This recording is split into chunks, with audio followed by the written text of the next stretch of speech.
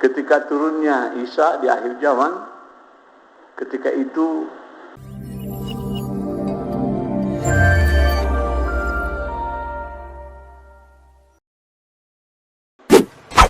Assalamualaikum warahmatullahi wabarakatuh.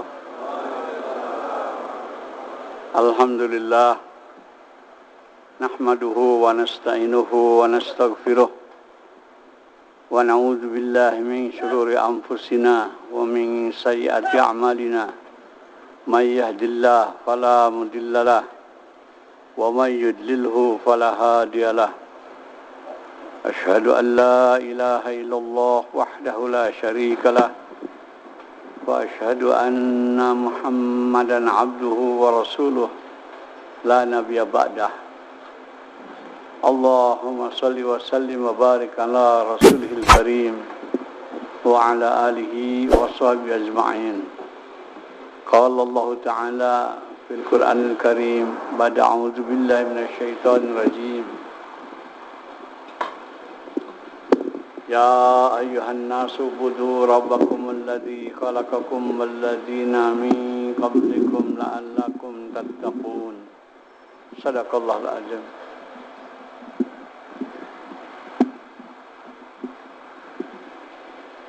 Para bapak, saudara-saudara, hadirin kaum muslimin yang mulia,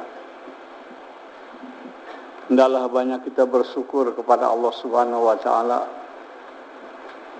Allah telah kurniakan kepada kita nikmat yang melimpah-limpah, yang tidak bisa kita menghitung-hitungnya. Di antara nikmat yang besar yang Allah berikan kepada kita, diciptakannya kita menjadi manusia.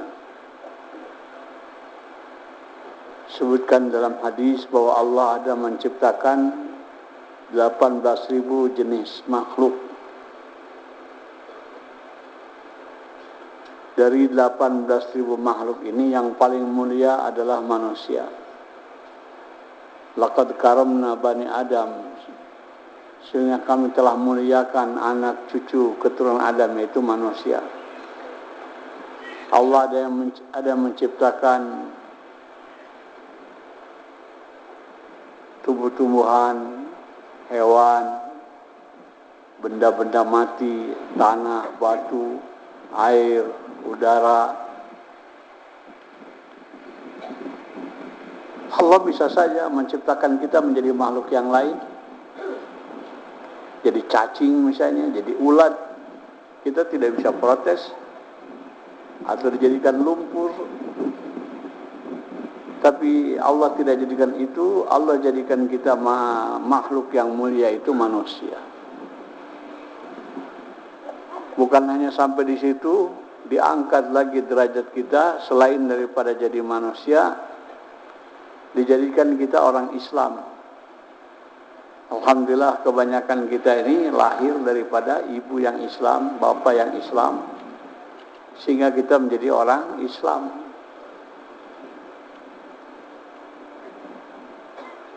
Dari jumlah manusia yang ada di dunia sekarang ini 7 miliar, hanya 1 miliar yang Islam. Allah berkuasa. Kalau melahirkan kita di ibu yang kafir, ayah yang kafir, tapi tidak. Allah lahirkan kita dari keluarga Islam. Ini nikmat besar. Sebab walaupun dijadikan manusia, tapi kalau tidak jadi orang Islam, bahaya besar.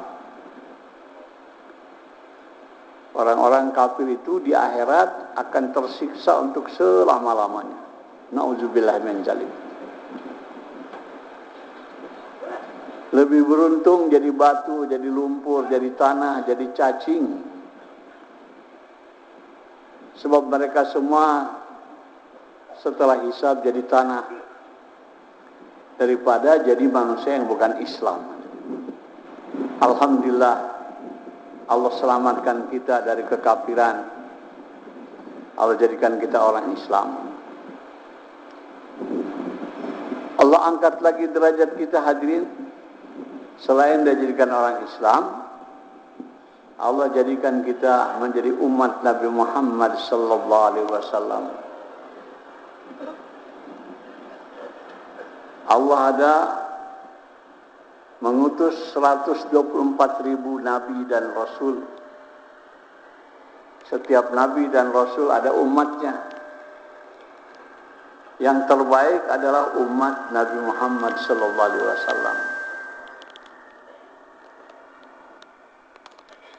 Begitu baiknya ini, mulianya ini umat sampai para nabi nyiri ingin jadi ini umat, padahal mereka sudah diangkat jadi nabi. Di antaranya Nabi Musa alaihissalam, Nabi Isa alaihissalam mohon kepada Allah ingin dijadikan nabi daripada umat ini. Tapi Allah menjawab, aku sudah siapkan ada nabinya untuk umat ini, yaitu Rasulullah sallallahu alaihi wasallam. Mereka tidak putus asa karena kemuliaan amat, dia minta dijadikan ini umat. Bukan jadi nabinya, jadi umatnya. Juga Allah tidak kabulkan. Dari banyak nabi yang memohon untuk jadikan ini umat, satu saja yang dikabulkan oleh Allah, yaitu Nabi Isa alaihissalam. Nanti di akhir zaman Allah turunkan Isa alaihissalam bukan sebagai nabi tapi sebagai umat Rasulullah sallallahu alaihi wasallam. Ketika turunnya Isa di akhir zaman, ketika itu umat sedang mau sholat berjamaah, yang jadi imam adalah Imam Mahdi. Karena turun Nabi Isa, Imam Mahdi mundur supaya Nabi Isa jadi imam. Tapi Nabi Isa tidak mau, disuruh Mahdi jadi imam. Betapa mulia umat ini. Mahdi itu umat, tapi menjadi imam sholat bagi Nabi, bagi Rasul, yaitu Isa alaihissalam. Hadirin yang mulia, kenapa para nabi iri ingin jadi umat ini? Karena nabi-nabi terdahulu diberikan tugas dakwah itu terbatas. Hadirin, dari kalangan manusia ini yang paling mulia, yang paling tinggi para nabi. Bukan orang kaya, bukan raja-raja, itu kecil. Yang mulia para nabi.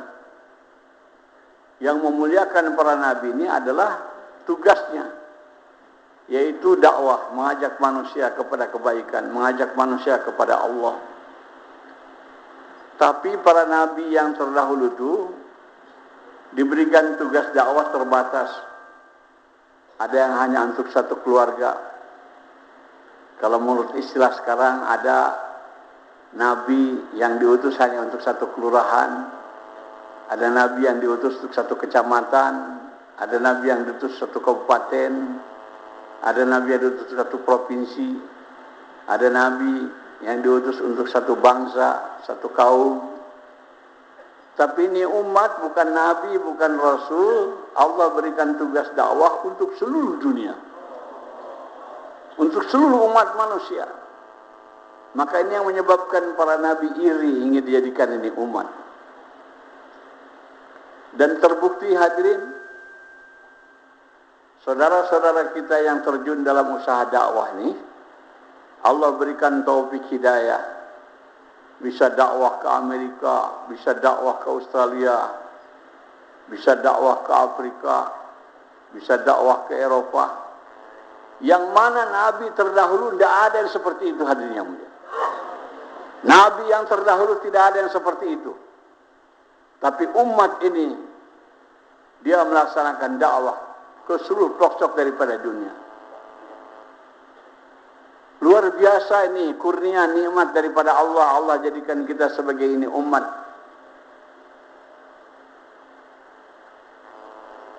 Tetapi kita telah tertipu, hadirin yang mulia. Tidak ingat kepada nikmat ini kita sebagai umat Nabi Muhammad SAW. Kita sibuk dengan urusan kecil. Ada yang sibuk dagang, ada yang sibuk kerja, ada yang sibuk tani, ada yang sibuk di kantor, ada yang sibuk di pabrik. cari rizki, untuk memberi nafkah makan kepada anak istri, sehingga tidak bisa keluar jalan Allah, tidak bisa dakwah. Ini tertipu, hadirin yang mulia. Allah ciptakan kita, Allah hidupkan kita, Allah kirimkan kita ke dunia bukan untuk itu. Bukan untuk kerja, untuk dagang, untuk di kantor, untuk di pabrik. Bukan. Tapi diciptakan kita ini untuk umat. Kuntum khaira ummatin ukhrijat linnas. Kamu sebaik-baik umat yang ditugaskan ke tengah-tengah manusia. Bukan cari rezeki, bukan dagang, bukan kerja. Tapi ta'muruna bil ma'ruf wa tanhana 'anil munkar wa tu'minu billah. Mengajak manusia kepada kebaikan, mencegah mereka daripada kemungkaran dan beriman kepada Allah Subhanahu wa taala. Untuk ini Allah hidupkan kita, ciptaan.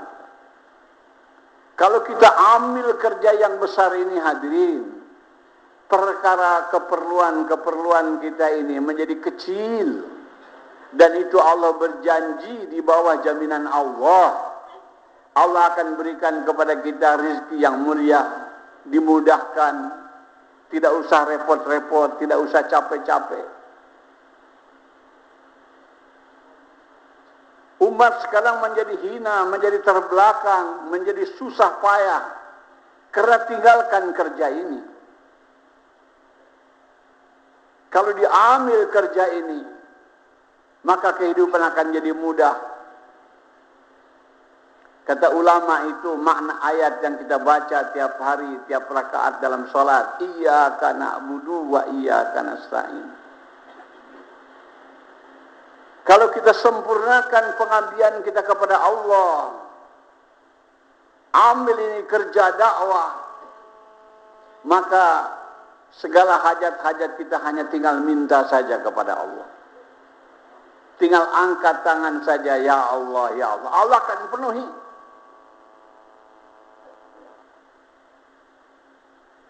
Tidak usah repot-repot, susah payah. Seperti terjadi kepada sahabat radhiyallahu anhum. Karena mereka konsentrasi kepada usaha dakwah, Allah datangkan rezeki dengan mudah. Ketika kaum muslimin dalam peperangan Khaybar bisa menaklukkan Khaybar, penduduk Khaybar ini orang-orang Yahudi yang kerjanya petani. Setelah ditundukkan, ditaklukkan, dikasih tahu kepada mereka, tidak ada paksaan dalam agama. Mau Yahudi terus silahkan, mau masuk Islam welcome. Tapi mereka yang tidak Islam lanjutkan juga kerja sebagai petani, hanya hasilnya dibagi. Untuk kaum muslimin 2/3, untuk mereka 1/3. Jadi yang tani orang Yahudi, umat Islam sibuk dalam agama, dapat 2/3 daripada hasil pertanian. Sekarang ini karena kita tinggalkan usaha dakwah, kita sibuk bekerja di pabrik, di kantor, yang menikmati hasilnya orang-orang kafir. Umat Islam yang kerja susah payah. Terbalik.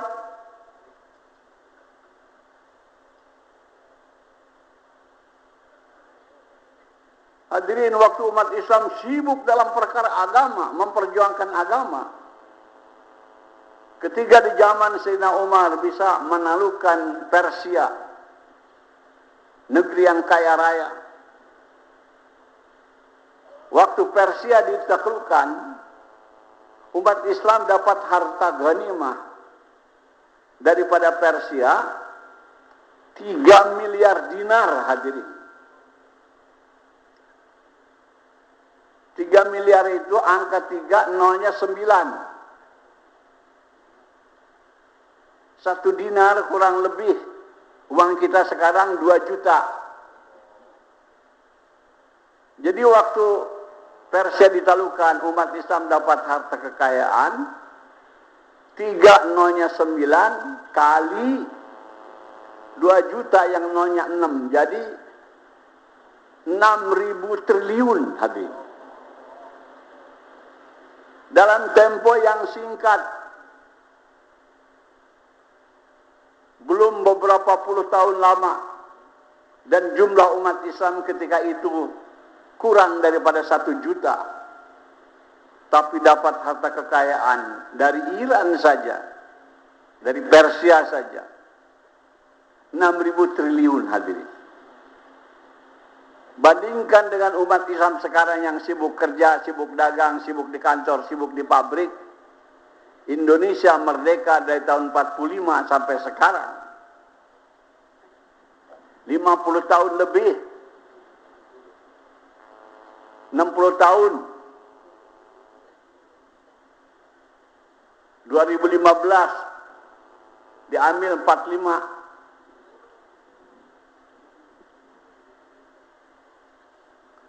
Bukan punya harta hadirin.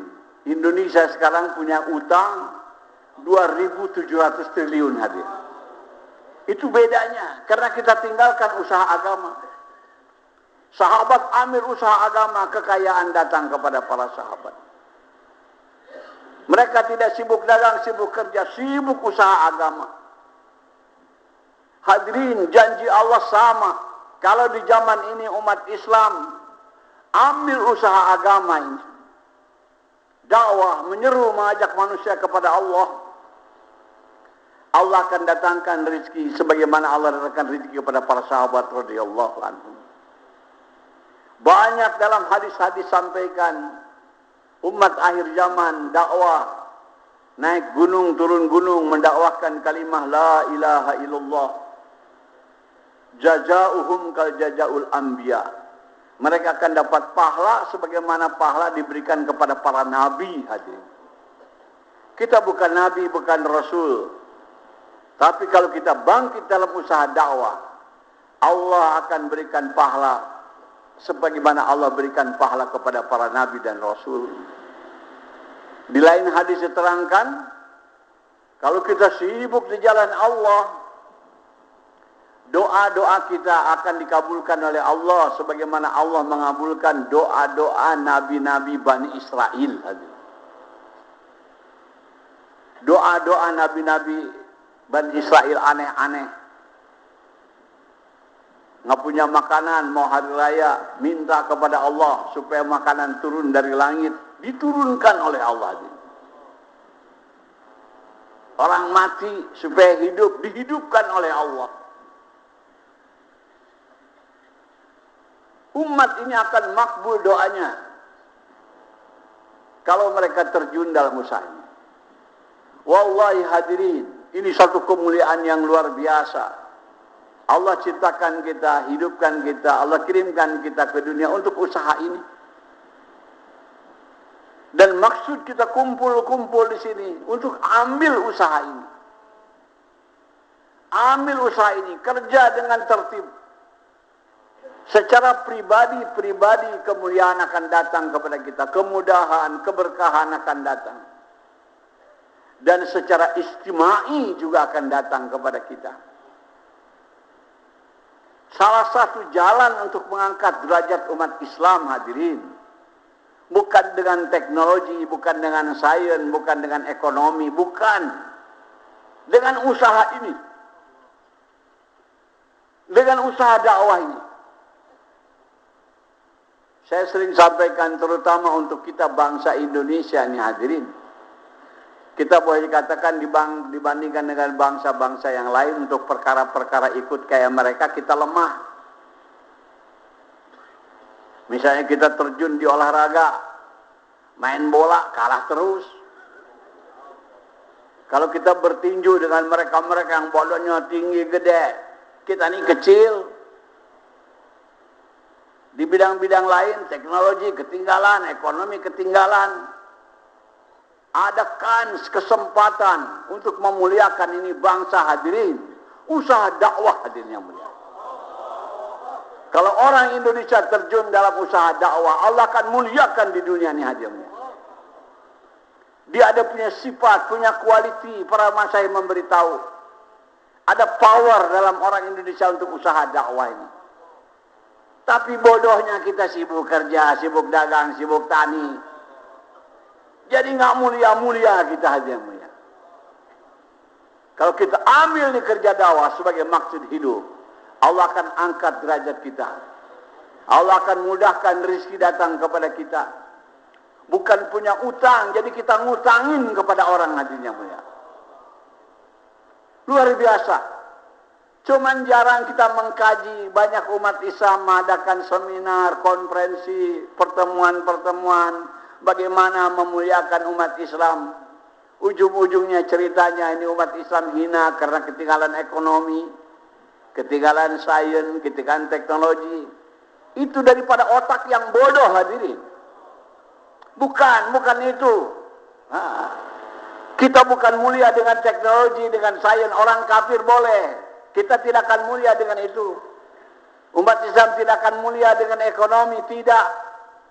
Mulianya dengan usaha dakwah hadirnya mulia. Luar biasa. Maka pertemuan-pertemuan yang diadakan untuk menyadarkan kita hadirin. Sadarkan diri kita. Satu kesempatan hidup di dunia ini. Yang paling bagus masa umur kita ini usahakan buat dakwah.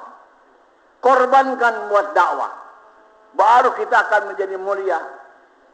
Kalau kita hanya sibuk dagang, kerja, ngurus anak, ngurus istri, na'udzubillah. Di dunia susah, di akhirat bakal susah lagi.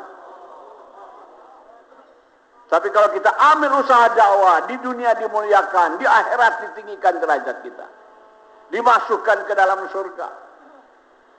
Jadi hadirin, sadarkan diri kita masing-masing dan sadarkan umat supaya umat Islam semua terjun dalam fungsinya, yaitu mengajak manusia kepada Allah Subhanahu wa taala, yang mana dulu menjadi tugas para nabi, sekarang ditugaskan kepada ni ummah.